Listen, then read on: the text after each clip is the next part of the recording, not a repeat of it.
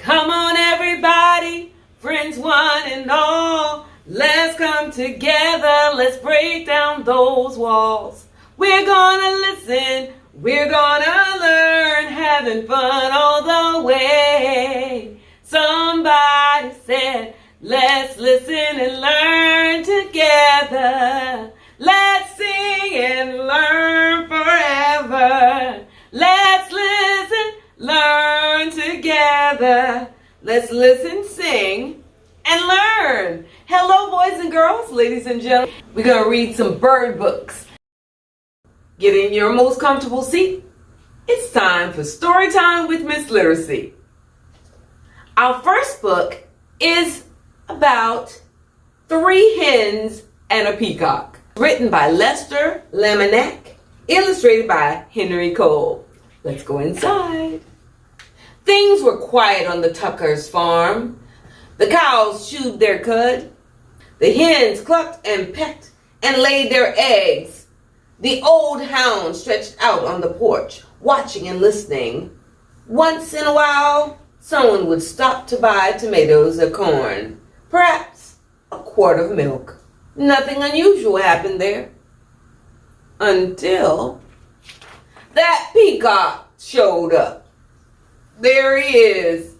The cows and the hens and the old hound kept right on doing what they'd always done. But that peacock had never lived on the farm. He had no idea what to do. So he spread his fancy feathers and set to shrieking. Eventually the peacock wandered down the road. When cars whizzed by, he shook his feathers and cried out in his loudest voice. Of course, folks stopped for a closer look. I would too.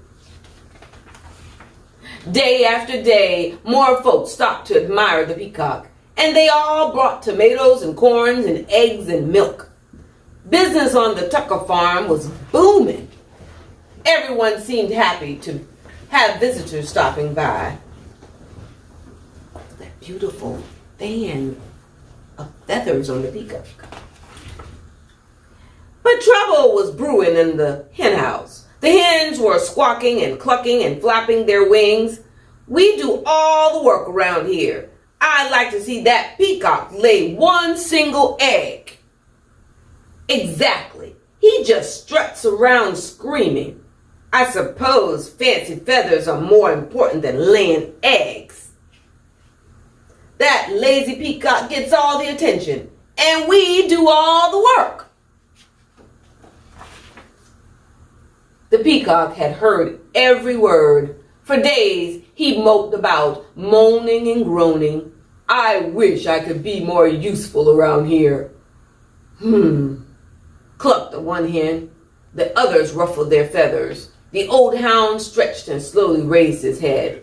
Why not let the peacock stay here to be useful while you hens take the glamorous job down the road? You think they'll survive? The three hens began clucking to one another. What a wonderful plan. Yes, it's a fabulous idea. Oh, ladies, we simply must fancy up our feathers tonight, and nothing but our brightest beaks, bangles, and bows. We'll stop traffic for sure. Why, you girls know I can strut with the best of them. The peacock perked up. Let's do it, he declared. Tomorrow I'll stay here, sit on a nest, and cluck. And we'll get all guzzied up, said the hens. We'll be so glamorous. At sunrise, so next morning, the hens strutted down the road. The peacock marched right to the hen house and poked his head inside. I don't know if this is going to work. The hens flocked by the road, waiting for a car. When they saw one approaching, they clucked and they squawked and flapped their wings in a flurry of feathers, but every car whizzed right by. The peacock sucked in his tummy and wiggled from left to right, trying to squeeze through the tiny hen house door. I don't know if that's going to work either. His front half was in, his back half was out.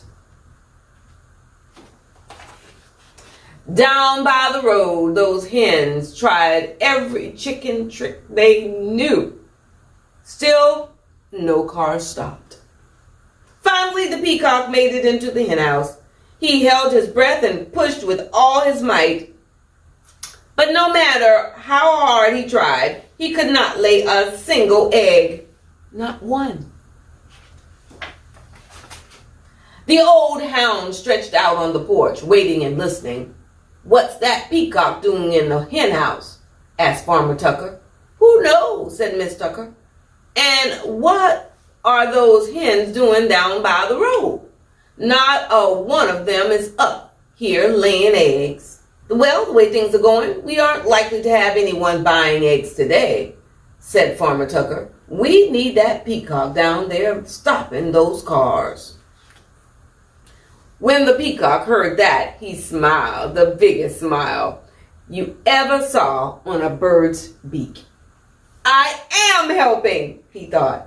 He squirmed back and forth until he popped out of the cramped hen house.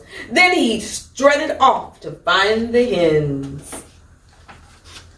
The exhausted hens were all clucked out. Every feather was out of place. What a day! We couldn't get one car to stop. It's true. Why, most of them didn't even slow down. The peacock met the hens as they trotted up the road. "I can tell you I'm no good at laying eggs," he said. "I'm just not meant for it." One hen nodded. I put on my stellar strut, and even I couldn't stop a single car, she said. "I have to hand it to you. Fancy feathers, your job is harder than it looks." The other hens agreed. The peacock looked relieved. So the hens marched back to the hen house. The peacock strutted down to the road, and the old hound stretched out on the porch, watching and listening. And things were quiet again on the Tuckers' farm. And that is the end of Three Hens and the Peacock. Yes, written by Lester Laminack. Did you enjoy that? Then I need you to get excited. Come on, get those hands up. Whoop, whoop. Get those hands up. Or if you want to go, come on, come on, come on. All right, this is our last book today, and it's called The Quirky Bird and Other Feathered Friends. You're going to like this book. Emu is a quirky bird. Duckling thinks she's quite absurd. Emu, duckling. Pelican scoops and kingfisher dives. Both are hungry for the prize. Pelican, kingfisher. Toucan sits high in the tropical trees and laughs at the flamingo's knobbly knees. Flamingo, toucan. Hummingbird flits to and fro. Sleepy owl likes things slow. Owl, hummingbird. Parrots really love to fly. Plucky penguin can but try. There are your parrots. There's your penguin.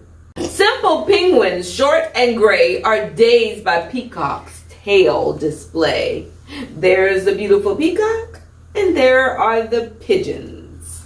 And if you look at this book, it'll show you all of the animals, one by one.